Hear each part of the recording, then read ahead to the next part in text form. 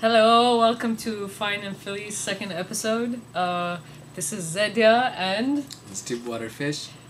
We were just watching Home, and of course we both got pretty angry at the current state of the world and got into an argument about whether we should have hope about the Survival future of humanity. Yeah. Before that, a little bit of background. So, it is very fine in Philly in terms of weather. It was very fine in Philly in terms of the vibes, but We're a little angry. Yes, we're a little angry because okay, so this documentary released in 2009 with the voiceover done by Glenn Close. Yep. The evil lady from 101 Dalmatians. For people who don't know, I got to learn it like an hour ago.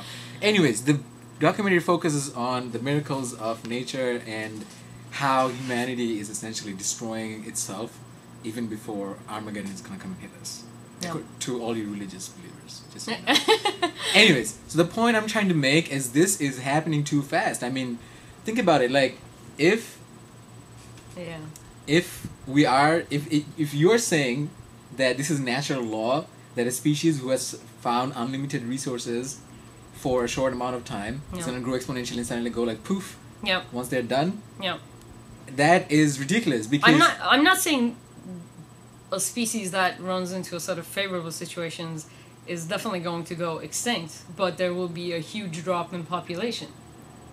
Yes, but what I'm trying to say... let's give a little bit of background. So we're talking about the same thing that would happen in a petri dish. If you have a bunch of bacteria and you give it the food that will make it grow, they will grow exponentially. The population will increase exponentially until the resources are out, and then after that there's going to be a very immediate drop in the population. So I'm saying that with the coming end of oil, that's going to happen to humans, because once oil runs out, we're not going to be able to farm, which means a lot of people are going to starve because we're not going to be able to get food to the cities that we live in.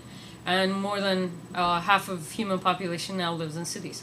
So, and I'm saying this is natural in the sense that given the way humans are, given human nature, this was bound to happen, even though we saw the horrible effects of using oil and the Industrial Revolution.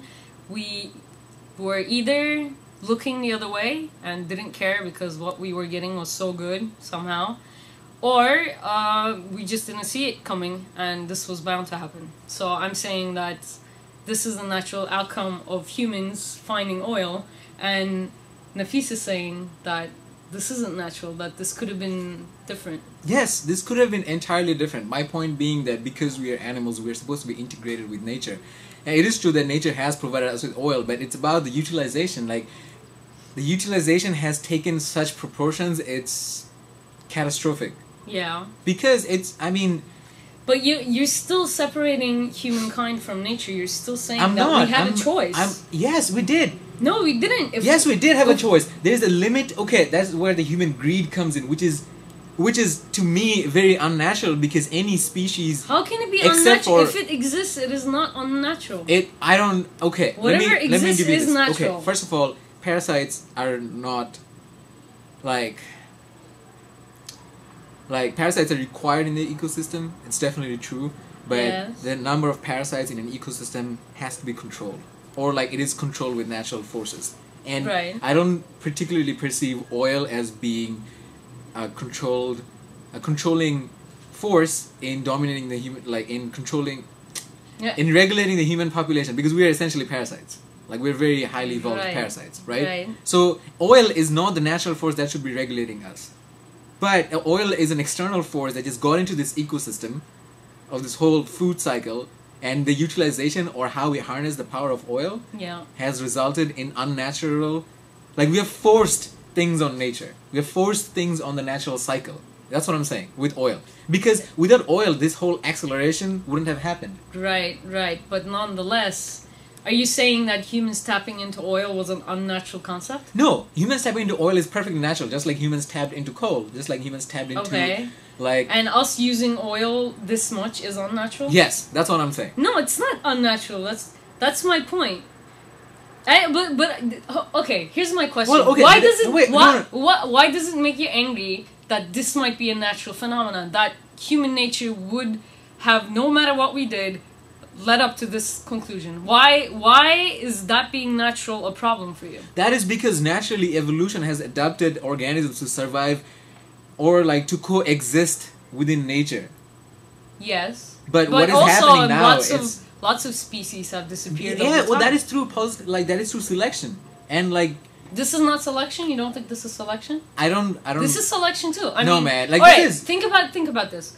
A good parasite is intelligent enough not to kill the host, right?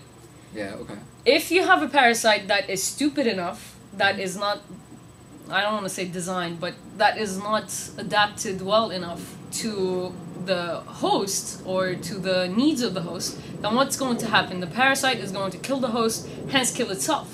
There is a very fine line between between like symbiotic relationships and parasitic relationships.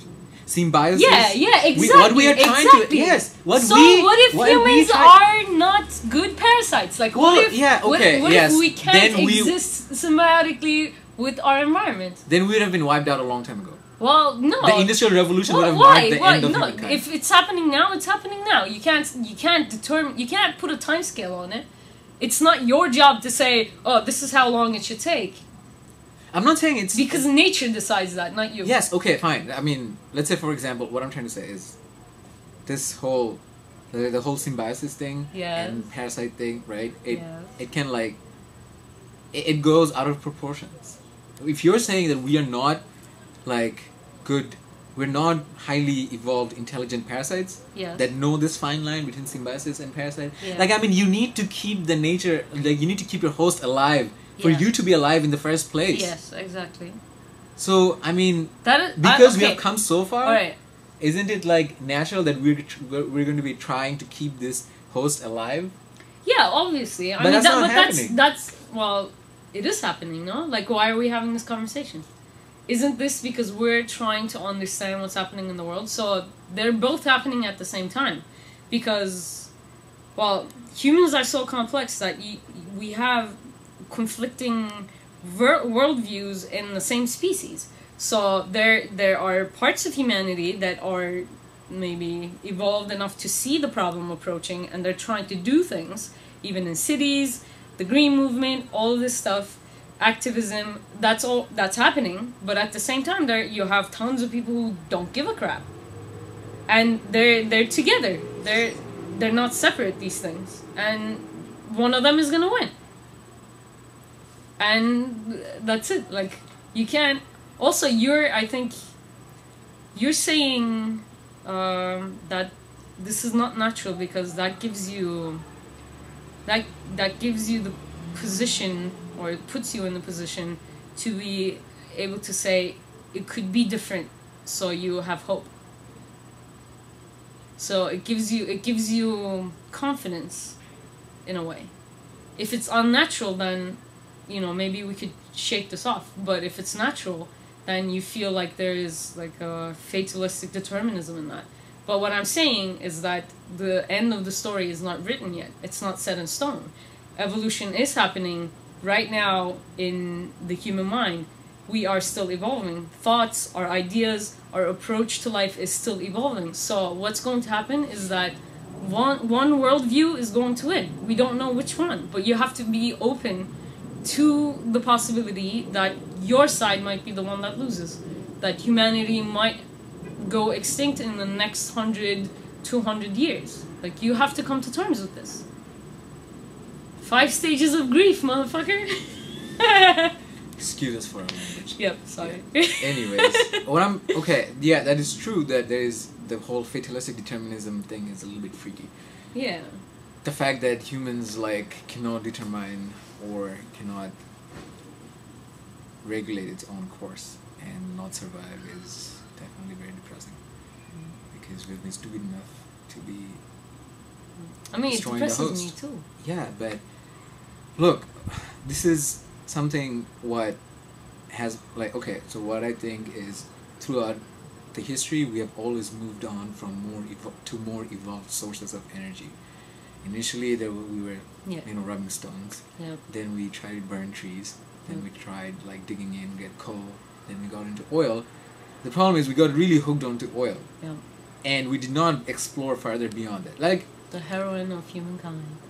Yeah, I mean, whatever you want to call it. The heroin. It's perfect, actually. It's a perfect comparison because heroin in the end kills you.